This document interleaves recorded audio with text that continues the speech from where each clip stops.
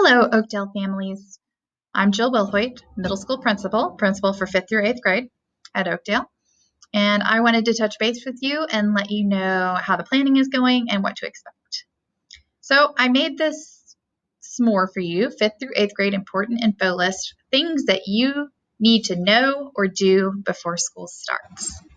So first of all, the all-important summer reading assignment. We have a novel, The Unteachables by Gordon Corman, that all of our students in 5th through 8th grade are reading. They will have assignments due on the first day of school, August 20th, and those are turned in on Google Classroom. Your student has already been invited to that Google Classroom, so all they need to do is log into Google Classroom and accept the invitation to the class, and all the instructions will be there. You can also contact your English teacher for more details, or me, and I can forward you to the English teacher. The first day of school is Thursday, August 20th. We did push that back an entire week just so we could have a little bit more time to plan and prepare for this school year. So first day of school, Thursday, August 20th. Our information day is not going to be live in person. It is virtual. Teachers will be sending out a welcome packet. It'll have all the information you normally would get at Information Day all in one slideshow for you. So you need to be really checking your email for that. It'll also have, for 6th through 8th grade, schedules and locker numbers and all of that. So those will come home Thursday, August 13th if you've completed your enrollment and if you paid your PTC dues by the deadline, or Friday, August 14th if you've completed your enrollment. Now, remember, your enrollment involves you uploading documents to the Oakdale website, so make sure that is completed so you can get your virtual Information Day packet. The next question I get is, what schedule are we using when school starts? Well, that depends entirely upon the rate of COVID in our county, and we are using the State Health Department color-coded county map, which I have linked here. There are four color codes for the map: green, yellow, orange, and red. And orange has been split by the State Department of Education into two categories. Orange 1 is up to 24 cases per 100,000, and Orange 2 is 25 cases per 100,000 and higher. So we're going according to this map, and we have a plan for each color.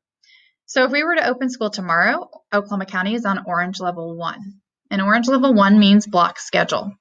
So let me go over what that means for you. It means that students will have a red day and a blue day, and those will alternate. So on a red day, a student will come and go to their first hour class for 2 class periods, and then they'll go to their third hour class for 2 class periods, have lunch and recess, go to their 7th hour class for 2 class periods. Yes, that's correct. And then go every day, they go to their 8th hour because we have an odd number of classes. On a blue day, students will go the opposite. They'll do their even classes, 2nd, 4th, 6th, and then everyone goes to 8th hour every day. So we'll start school on a red day, Friday would be a blue day, and then the following Monday would be a red, and we would alternate. That's if we're in Orange Level 1. And of course, in all of these plans, masks are required, social distancing is enforced. Should we have to move up to Orange Level 2, we will be in something we are calling family cohort groups. It just means that your student will be at school in one classroom with one teacher and one cohort of students all day long. So there won't be as much mixing with many people. They'll just be exposed to the 20 or so people in their class and their one teacher. For middle school, this means going to your 3rd hour classroom and staying there with that teacher all day long. And we're calling it kind of like a distance learning at school with a teacher. So you just are getting dropped off at school. Lunch will even be eaten in your classroom with your 3rd hour teacher. You will go out to recess, but only stay with your little cohort of people on the playground, and we'll have to separate out to different spots. Luckily, we have a really nice campus, so we can spread out. There are some exceptions to that. I have listed those here. There are not very many exceptions, but please read those in case those apply to you. Because we did push back school 5 days, that allows us to have some what we're calling jumpstart days.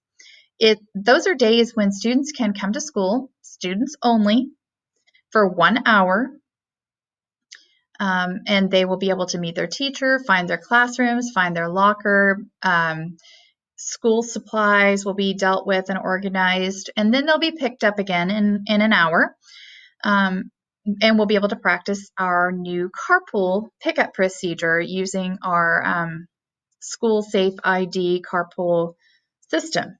So we will issue your tag when you drop your child off, and then we will be punching in your number when you pull back up, so your teacher and your student can practice that system that we will be using every day.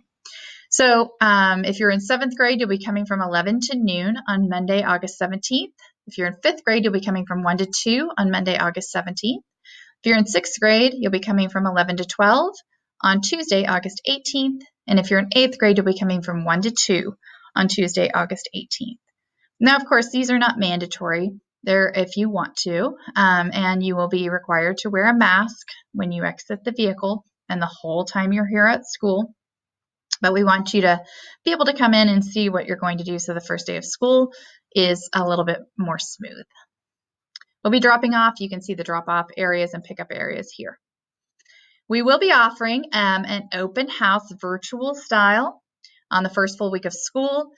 Teachers will be offering Zoom meetings for parents to join and hear about their classes, policies, and procedures for the year. In middle school, we'll be doing these as a grade level, so all your teachers will be there on the Zoom meeting, and those dates and times are listed here. Here are some things that you can do before school starts. You can purchase your Chromebook protection plan, and the directions are here. All Chromebooks are going home with students this year, and so we wanted to give you a protection plan so that you can have a little insurance in case something were to happen to the Chromebook. You will need to purchase your agenda. All students in 5th through 8th will be given an Oakdale-specific agenda when they come to school, and you can purchase this. You can pay for this online at the School Square site. Your school supplies are a very important part of school, and if you pre-purchased those and they were delivered to the school, they'll be there for your student in his or her locker when they come for the Jumpstart Day or for day 1. But if you did not, please bring those. You can drop them off at the school in the front anytime between now and when school starts, if they're labeled with your child's name and grade, or you can bring them on the Jumpstart Day. We have finished your Oakdale enrollment process. That's important so you can get your virtual packet. Purchase a mask or 2 because you will need a mask. Your student will need a mask every day, and sometimes those have to be washed. They need to be clean every day if it's not disposable, so you may want a few to be able to run those through the washer. Also, practice putting away the cell phone and possibly work on a padlock. If you don't feel comfortable leaving your cell phone in the locker, that's where they're supposed to be this year. That is our policy. Cell phones will not be allowed to on the student's person or in their bag. They will have to be in the locker at all times. So if you don't feel comfortable leaving your child's expensive phone in the locker, you can get a locker lock, but those combinations will have to be registered with the office and put into Teacherese so we can get into the locker should we need to. Also, your new accessory is a water bottle because the water fountains will be disabled to be able to drink out of them. We will have bottle filling stations. We were able to purchase some of those extra.